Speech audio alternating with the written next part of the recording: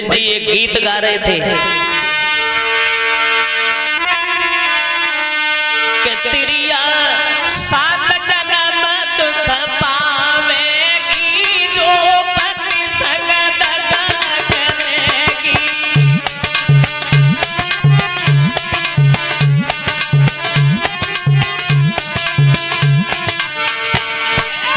तिरिया सात जन्म दुख पावेगी जो पति संग दगा करेगी।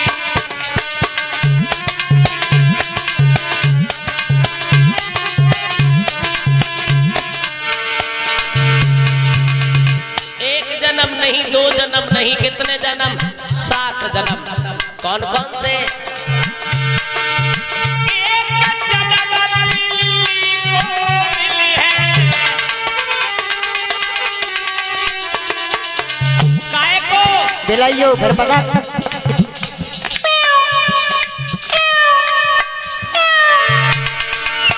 एक जन्म लिली को मिली है।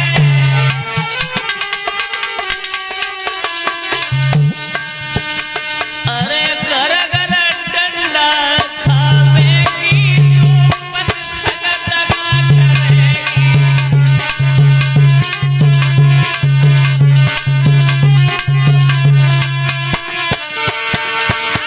तिरिया सात जन्म पावेगी जो पति संग दगा करेगी।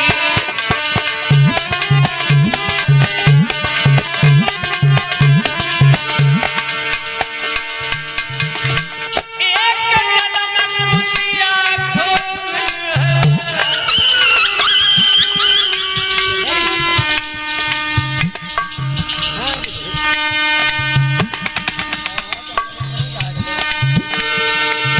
एक जन्म कुटिया को मिली है, काय को मिली है? क्या तब घर घर कोरा आवेगी जो पति संग दगा करेगी।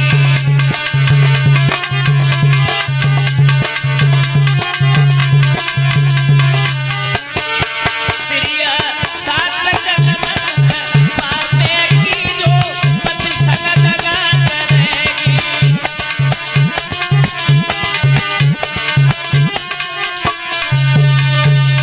एक जन्म नहीं, दो जन्म नहीं, पत्नी को भटकना पड़ता है जो पति से कलह करती है। ये कलह नाम की जो ब्राह्मणी थी पति से लड़ती रहती थी, झगड़ती रहती थी। पति ने पत्नी से दुखी होकर दूसरी शादी कर ली, तब इसने सौदिया डाह में पड़ के जहर खा लिया। ये खत्म हो गई।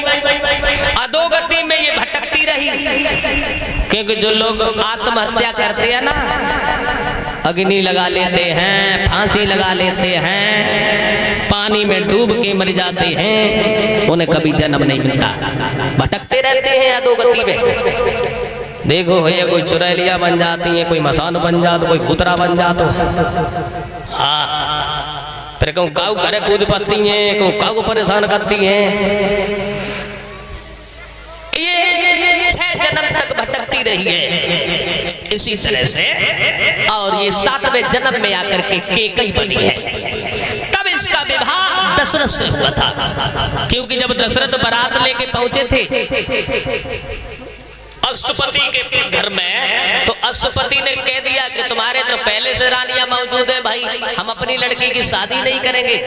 क्योंकि इसलिए नहीं करेंगे, तुम्हारी जो पहले की रानी है उनके पुत्र होंगे, वो राजा बनेंगे, हमारी लड़की को क्या मिलेगा? बड़ी रानी का लड़का राजा बनेगा। तो दशरथ ने ये वचन दे दिया था केकई के पिता अश्वपति को कि हमारे कितनी भी रानियां हो जाएं, लेकिन तुम्हारी लड़की की जो संतान होगी अयोध्या का राज्य हम उसी को देंगे। ये बात केवल केकई जानती थी। तब शादी हुई। ये दशरथ के 3 पटरानियां थी, लेकिन जगदीशानंद जी लिखते हैं जगदीश रामायण में, जगदीशानंद जी जो डिस्ट्रिक्ट शाहजहांपुर के रहने वाले थे, इन्होंने जगदीश रामायण में लिखा है दशरथ के 3 नहीं बल्कि 760 नारियां थी। पृष्ठ नंबर 1 से 2 पे लिखा है जगदीश रामायण में। ये 101 रुपया अमर सिंह यादव रामपुर के रहने वाले हैं, 101 रुपया भेजवा रहे हैं। बोलिए गोविंद भगवान की।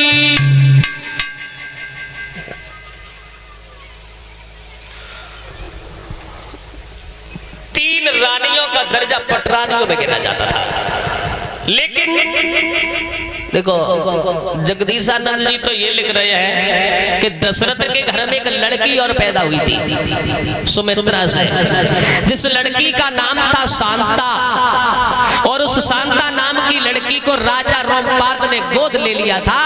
श्रृंगी ऋषि के साथ जिसका विवाह हुआ था, ये श्रृंगी ऋषि जिनके सिर के ऊपर एक सींग था, जो रिश्ता में राम की बहनोई लगती थी। उसके बाद दशरथ के घर में कोई संतान नहीं हुई। ध्यान देना, हाँ बुजुर्ग लोग बैठे हैं हमारी बात को समझेंगे। उसके बाद दशरथ के घर में जब कोई संतान नहीं हुई तो दशरथ दुखी हो गई। और ध्यान रखना भैया, जब दुनिया में सुखी तो कोई है ही नहीं, कोई सुखी नहीं है, हर प्राणी दुखी है। कोई किसी चीज से दुखी है तो कोई किसी चीज से दुखी है। कोई तन दुखी, कोई मन दुखी, कोई धन बेने रहे तो उदास, और थोड़े थोड़े सब दुखी, सुखी राम को दास। कोई तो पैसा के लिए दुखी है, किसी के पास इतना पैसा नहीं है जो 2 वक्त की रोटी खा ले। कोई शरीर से दुखी है भैया, पैसा की तो कोई कमी नहीं है, लेकिन शरीर से बड़े दुखी है। क्यों? क्योंकि डॉक्टरों ने मना कर दिया, घी खाओगे नहीं, दूध पियोगे नहीं, ब्लड प्रेशर हाई हो जाएगा। क्या खाओगे? बिना चपड़ी रोटी, मूंग की दाल।